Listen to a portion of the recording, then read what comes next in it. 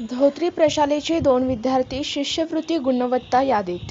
दक्षिण सोलापूर तालुक्यातील धोत्री येथील श्री भगवती गौरीमाता प्रशालेतील आराध्या रामपुरे व अमन चौधरी या विद्यार्थ्यांनी 8वी शिष्यवृत्ती गुणवत्ता यादीत उल्लेखनीय यश संपादन केले.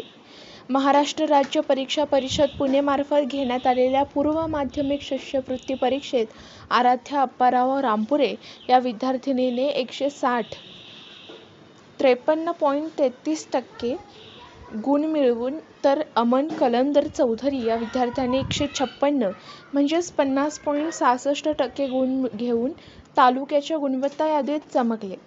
5वी शिष्यवृत्ती परीक्षेत श्रीनित्य निरंजन मठ या विद्यार्थिनीने 59.33% गुण मिळवून पात्र झाली आहे. या विद्यार्थ्यांना कलावती कुंभार, वर्षा बिराजदार, नागेश लंगोटे, मल्लिकार्जुन गुरव यांचे मार्गदर्शन लाभले.